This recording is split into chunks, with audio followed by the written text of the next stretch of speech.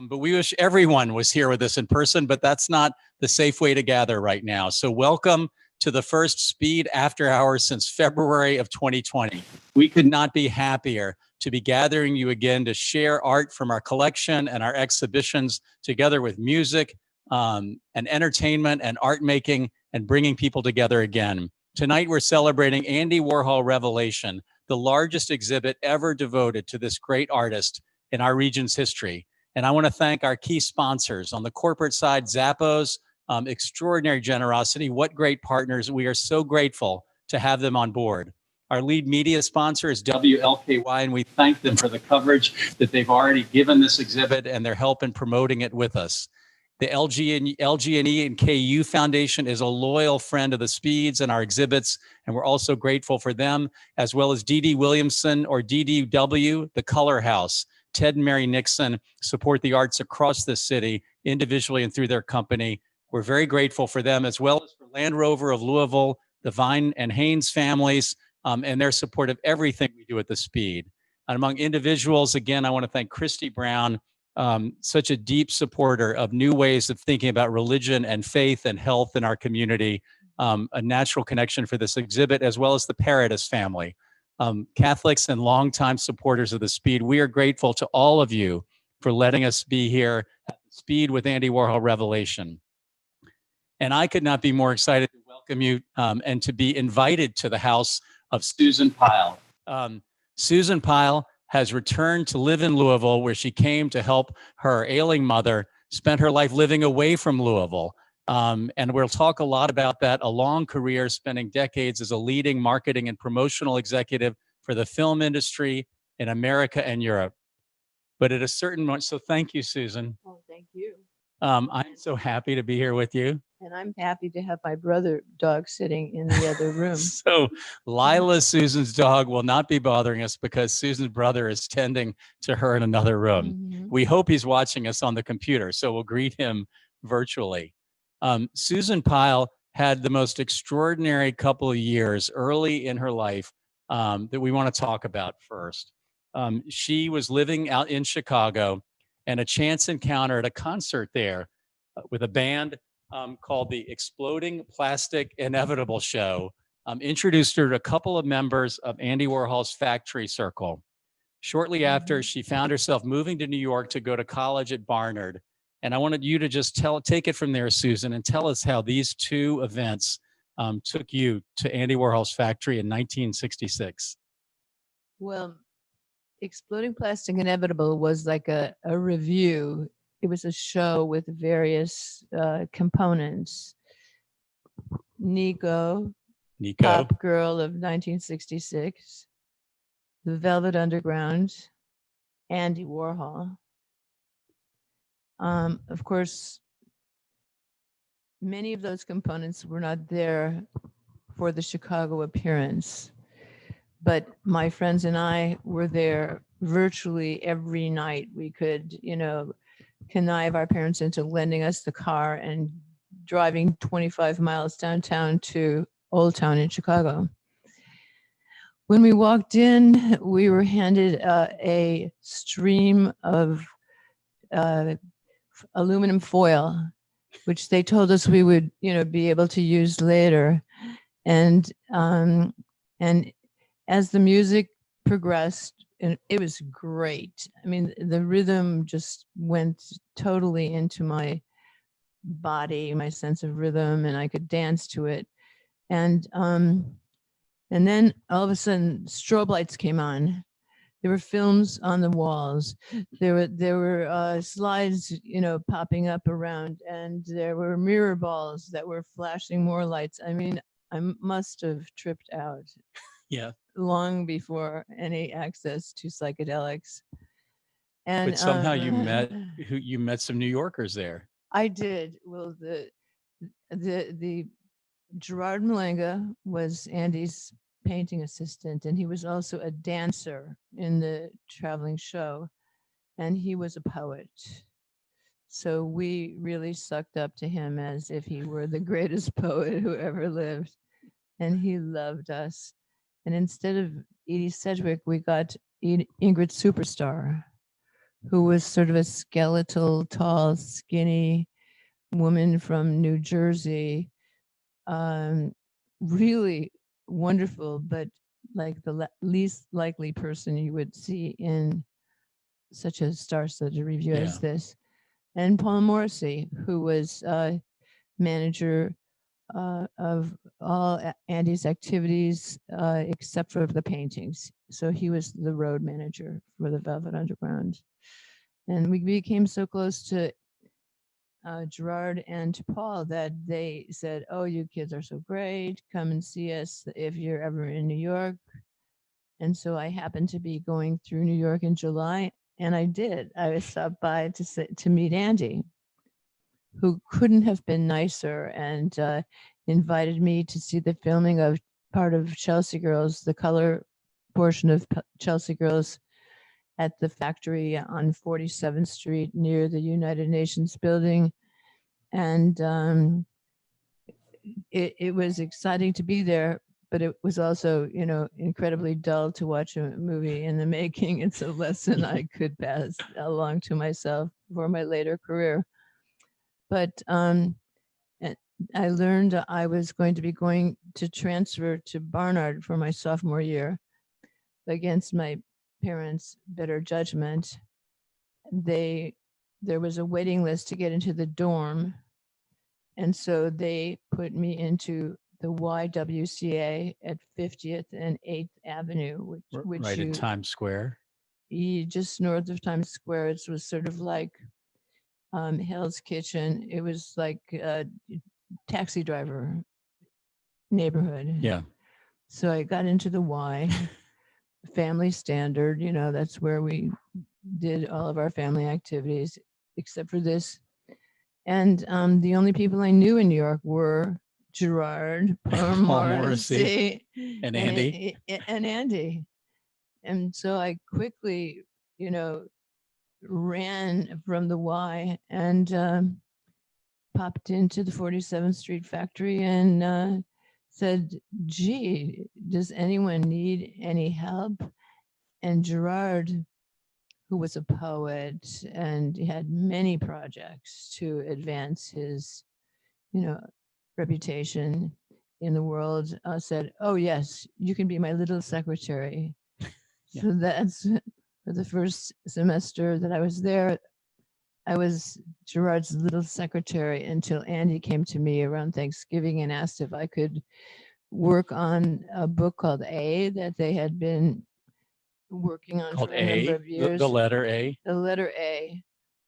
And the letter A could be for Andy. It could be for amphetamine. It could be, it was 24 hours in the life of Ondine, a person I didn't know at the time, but who came to be very close to me as the months progressed. And I guess knowing Warhol's business sense, he probably imagined that it could be easily become a series of 26 books. Maybe. From A to Z. Well, I think it was so difficult to get people to wade through all of this, very bad little tiny tape recording that it was, hard. So you were transcribing from an early dictaphone? Pretty much from so. Andy's own tapes. And then I've met people, because I do like to help people if they're working on books about Andy or the time. And one author said, "Can you imagine that someone spelled the name of, Bella Fandita or something like that, some obscure opera singer, they misspelled her name in A." I went, "What? Who on earth would expect an 18-year-old kid from suburban Chicago to know who the hell she was?" And so yeah, I did that. And then I also, I was fanatical about the Velvet Underground. When I saw them in Chicago, Lou was not with the band. He was hospitalized with hepatitis. But I just fell madly in love with his screen test. So I would just oh, great. It was like a very quiet little groupie without any, without any PG 13 related activity. Who was Lou Reed dating at that time? I really don't know. No, I mean, you blocked them out. it didn't matter to me. To you. So Susan's house is full of one of the wonderful things. It's a archive of many things, including her time at the factory. Here's a picture she showed me of what you saw when you entered and there were many Warhol factories over the years. This is one with a kind of a raunched up version of a poster of Paul Anka, the teen the teen top 40 heartthrob, yeah, right? the passe teen idol. What was everyday life like in the factory then, and what was it like to work around Andy at such close quarters? Well, in fact, it was pretty quiet because I was only there until like 6 o'clock at night. I imagine it was really happening after hours, but I was doing the transcriptions. I was typing poetry for these projects Gerard had. Andy had a 15-year-old painting assistant named Joey Freeman, who came all the way in from Sheepshead Bay, Long Island, several times a week to help Andy out with the silk screening.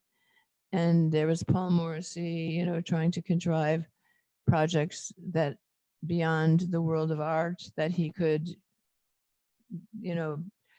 further Andy's career and make some money. Yeah. And he was also the manager of the Velvet Underground.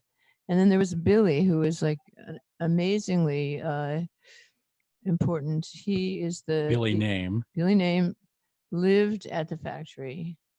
He was like the resident photographer. He had a dark room in the back. He also decorated the factory with tin foil, and he was the originator of the foil walls. Yes, he did all of that, and broken mirrors, and he painted like 6 packs of soda bottles silver. It was really, some of the stuff shows up in the art, but it was like a magical place, which is why people like to visit.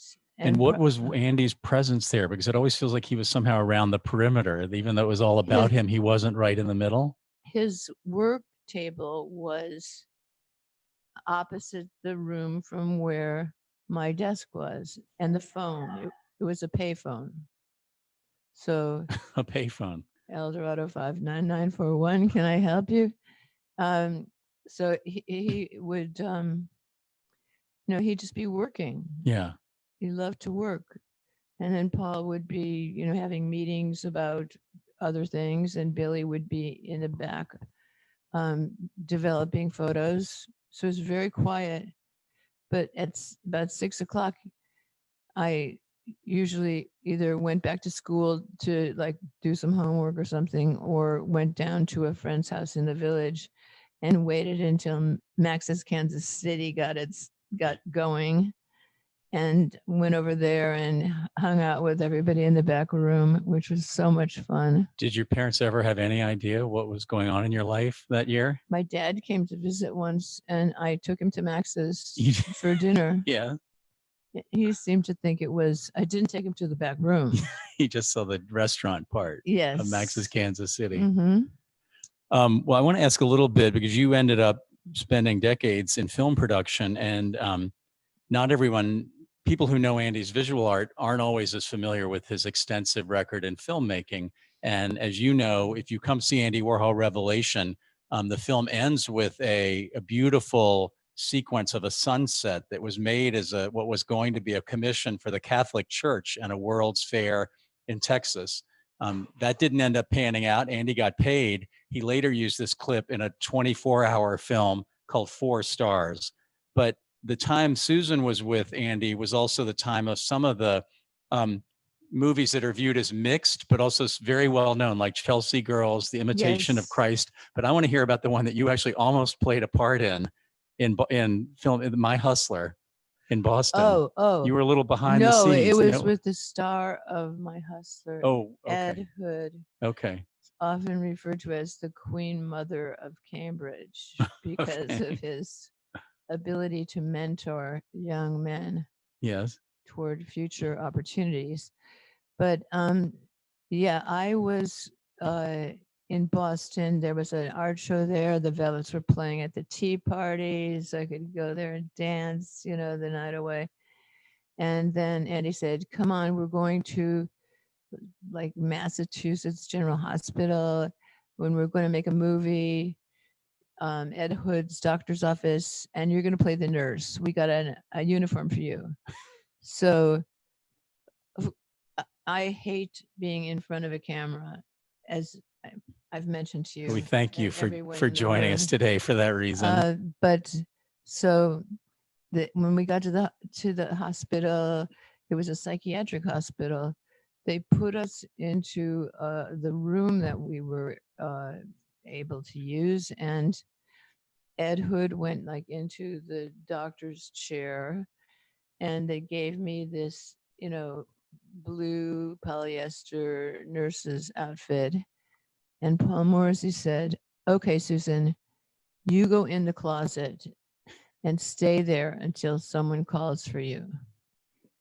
And so I did. And I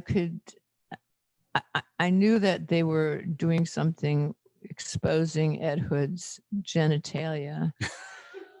They were you could hear it. They were using electrodes to stimulate him, and I was only too happy to be in the closet. But then, as the reel was the film was running out, Andy said, "Where's Susan?" And I screamed, "I'm in the closet. Paul told me to stay here until somebody called for me." And and that was it. Did that become a film that ever got shown? I have no idea. I mean, I learned that some of the films they forced me to be in were never even developed. Yeah. That was expensive. They made they filmed a lot. They sure went through a lot of miles of film, right? And they threw a lot of them into the 24-hour movie. Yeah. Well, I want to first tell people, please submit, whether you're watching on YouTube or Zoom. Please send us if you have questions for Susan. We're going to leave some time before we wrap up this session at 7:15 to ask her any questions you may have. She, as you can tell, she has a lot of great history of Andy Warhol and the whole factory circle. And the factory was so full of so many characters. Some came and went, some came and stayed. Some came and moved on to other successes. But I want to ask you about one, because we talked a little bit about earlier. Jose Diaz framed this exhibit, obviously, around this really interesting lens of Andy's lifelong Catholicism. And the Pope, as Miranda showed us, is in the exhibit, the most famous Catholic in the world. Andy did love the most famous Met Something. Where is my Pope? And so we want to hear about the other Pope.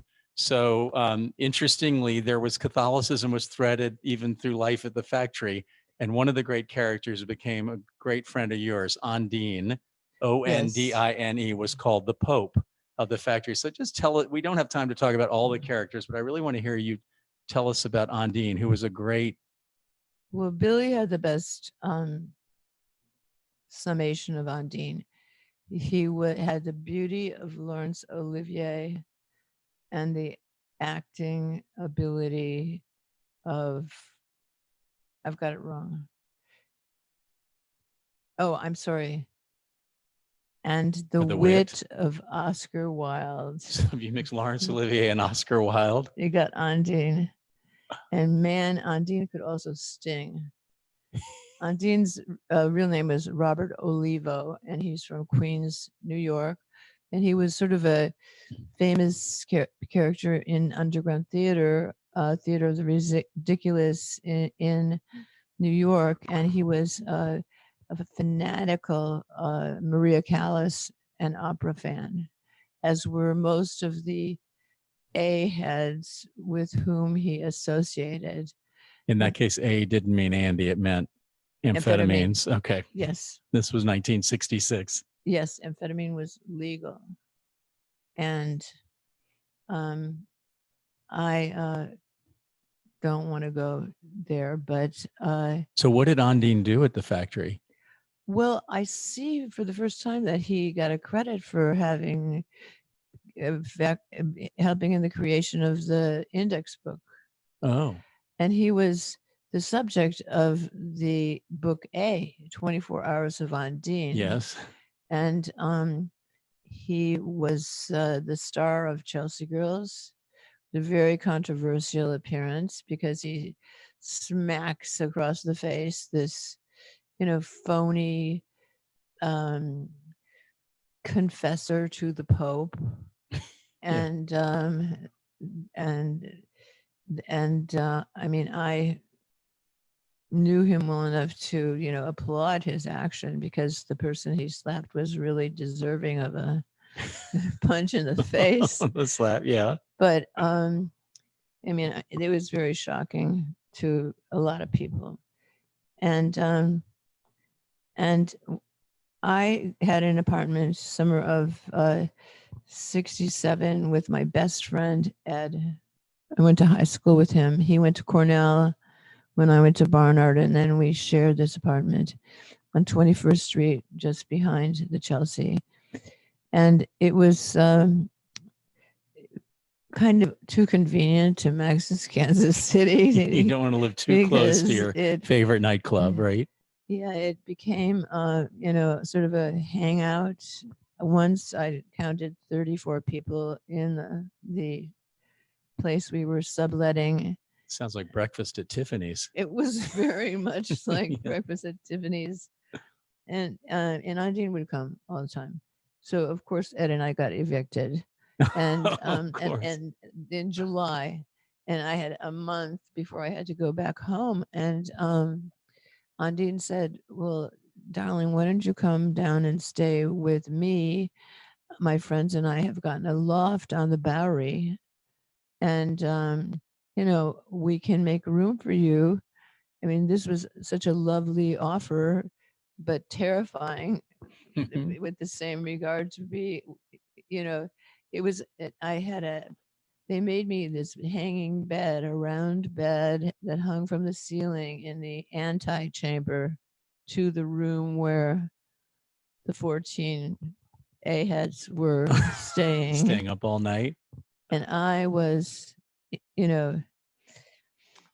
I was very, well cared for. And I went every morning to the factory, went to the Y across the street from the factory, took, did a little spot shower and went to work and came back. You held it together. But Undine was kind of a mentor or a father protector. But he was also we just had a great time together. Yeah. Once Andy and Paul and the Velvet were playing in Philadelphia, and Undine and I went, well, they just forgot to ask us. So he got this amazing friend of his named Wonton, and all the way driving down to Philadelphia, we had a competition of doing the intros to Broadway songs, or and right, those little hard to remember, kind really of before the real song begins. Yes, right? Yes, like seems like, dreams like I always had. Yeah, could be, should we? Well, I won the competition, and I think that bonded us for life. Well, that's one Pope. I want to. I'm going to ask a quote, and you know it, but and you'll tell us where it comes from. But as you know, for much of Andy's career, the focus was on the flatness of the image and kind of associating it with kind of a shallowness in his own kind of sense creativity. That it was he came out of commercial illustration. It was pop. It wasn't serious abstract expressionism. And he, got a rap for a long time of kind of passively letting people kind of ruin themselves around him, but it didn't really resonate with the people who knew him. And one of the people who gave a eulogy at his memorial service in 1987 said this, and I'm going to introducing, and I asked Susan to talk about it because it's really the reason why this exhibit exists. And this was the quote. He says, the callous observer, meaning this other version of Andy Warhol, was in fact a recording angel, a version of the angel sent by God to record, in fact, every single detail of human existence because everything matters. So who said that and what did he mean? Well, John Richardson was the New York Times art critic, and he was the last of the eulogists at the memorial service. And I mean, it just really struck me as being so profound and accurate because, in fact, he was a recording angel. He, his tape recorder was his best friend. He tried to get everything on film, he tried to capture everything, and he was quite the observer. So he was an amazing artist. Right, because Richardson said in that, among many really things that I think transformed the way the world thought of Andy, that he was, what people saw as his detachment was really innocence. Yes. And when Andy said, do you want to know about my art? Just look at the surface of my paintings. Right. That's, I mean, in a sense, the superficial was appropriate. It was, that sort of flat surface you're talking about. But, and sometimes, like when he said, I want to be a machine, he wanted to distance himself from human relations because he grew up feeling like this nerdy guy with pimpled skin and very shy and not very loquacious. So he was a nice person. Yeah. Of course, the other thing that John Richardson said in that really amazing eulogy was that he called people's attention to something that Andy had almost tried to hide, which was his Catholic faith. And the fact that those who knew him knew he was always stopping in at his church. He fed people at the soup kitchens at the church. And what Jose Diaz has done with this exhibit, and Miranda added a beautiful essay to the publication about the Last Supper, is in fact actually a deep investigation of the role Catholic life played and Catholic imagery, Renaissance imagery, played in Andy's life. And so I find it very interesting that service led to this whole revisiting of him in a much deeper way. And most of the people who worked for him were Catholic. Like Undine. Like and Paul Morrissey, Irish Catholics, Italian Catholics, right? It's kind of outsiders who found their way in. I got into a fight with Andy once, a little bit of a fight. In '84, I went to do an interview with him, and I wanted to do all the people around him asking the same questions, like, what do you think of art? What do you think of this? Goofing on him. At the end of my interview with Andy, said, remember when the Pope came driving by on 47th Street on the way to the UN? And I went, no, I wasn't here. Oh, yes, you were. I mean, so we got really, so he must have, I mean, sometimes I would buy eyeglasses that looked like Andy's. He did. So, I mean, I tried to be a little Andy, and he got me addicted to a tape recorder when Interview magazine started, and I started to do the interviews.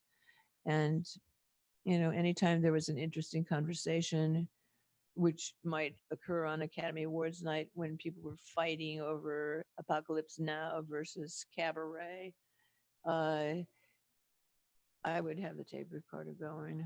So you moved 68, you moved to the West Coast? Yes.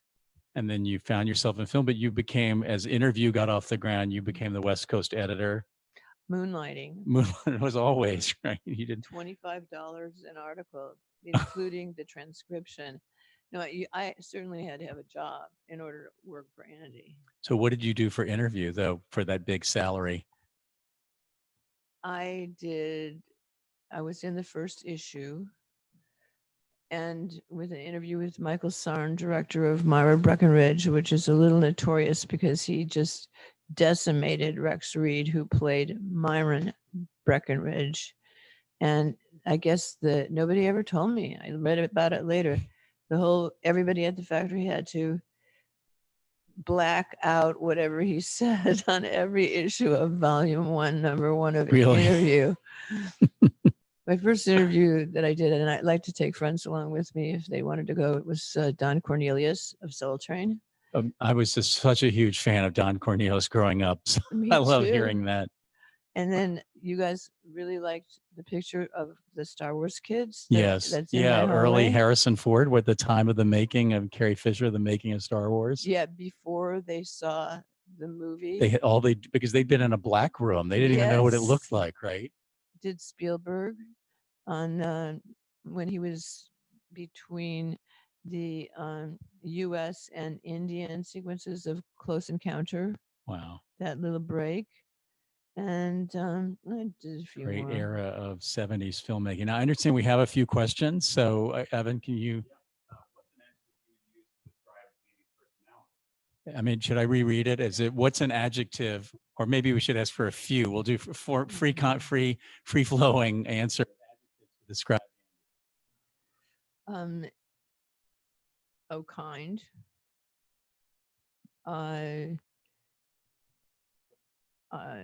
Humble. Trendy. That's about it. That's good. How did your contact with Warhol and his circle change you? Oh, how did your contact with the factory and Andy change you? I don't think it really changed me very much because I was already like this intellectual rebel when I,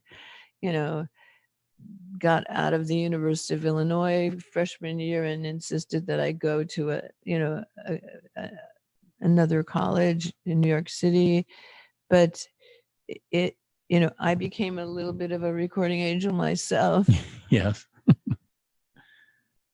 I can tell. Did you ever meet Edie Sedgwick? Oh, the Edie Sedgwick question. Did you ever meet her? I met her and she came to our apartment. This guy who I still am friendly with, Sepp Donahauer, was the local concert promoter in LA. And he met Andy on Chelsea Girls. He was going to, when the Chelsea Girls opened in LA, and he was going to drive Edie back to the West Coast to her family because she was such a mess. So I had a little tiny room in this apartment, soon to be evicted, and I had a little tiny pill bottle of phenobarbital, supposedly for my thyroid glands. And when they left, I went for the phenobarbital, and there was a little note. Thank you, Susan. Love Edie. But she really was a mess. She was a mess. End. But mostly by the time her period with the factory had ended, the intense period, by the time you got there. She was so awesome. Yeah. At her peak. Mm-hmm. One more question. Did Andy ever talk about his family with his colleagues? Oh, did Andy ever talk about his family at work? I don't think so. I mean, his family did come to visit from time to time. I got to meet his mother because we filmed a movie there. In his house? Yes. Because there are people who don't know, he always lived on the Upper East Side. 89th and Lex. In pretty fancy, reasonably fancy house, especially later on. And his mother lived with him for about 20 years. Yep. And she was very gracious.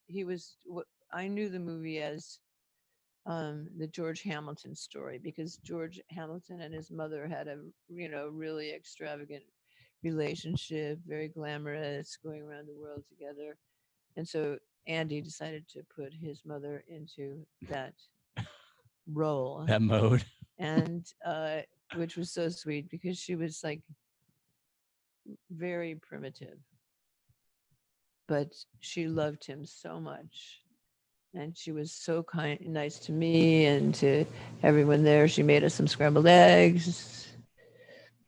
And that's all I can say. So he didn't hide it, but kind of like you said, otherwise humble. He just, what you see is what you get, yeah. Right? Just look at the surface of my paintings. Well, thank you and your brother for coming to see the surface of the paintings at the speed. And thank you. I mean, I think you all can tell that I could sit here talking to Susan Pyle for a lot longer. But you haven't done a lot of this, Susan. So I'm so grateful for you to share these stories. It's magical. Well, thank you so much because I really am terrified to be here. but you've made it so nice. Well, so have you. Thank you for letting us into your house, sharing your memorabilia, and sharing these stories. I'm so grateful that now, almost exactly 54 years ago today, you found yourself adventuring into Manhattan and to change your own life, and you did. Yes, I did. I'm glad. Thank And you. I shared it with my brother. He got to meet Andy. I shared it with anybody who wanted to participate in my world. And now you're sharing it with us. So thank you. Thank you, Stephen. Thank you for joining us for this incredible talk with Susan Pyle and a great walk down the Andy Warhol road of memories. Really special night. I'm so grateful we're back here with After Hours, even in our virtual format. Thank you for joining us on Zoom and YouTube. Please join us again. We're now going to be back again every third Friday of the month. So keep an eye out for what we're doing next month. It'll be hard to top this. We're going to send you off tonight with a toast and a thank you and another set from DJ Matt Anthony. And watch in the back to see for film clips from a montage, a compiled set of footage put together by Susan Pyle of Andy Warhol and other footage. Really great. Matt Anthony's done a wonderful job putting it together with the vinyl he's spinning. And thank you, Matt. Thank you, Miranda. Thank you, Brittany Thurman. Thank you, Jose Diaz, for being with us. We'll see you again soon. Good night.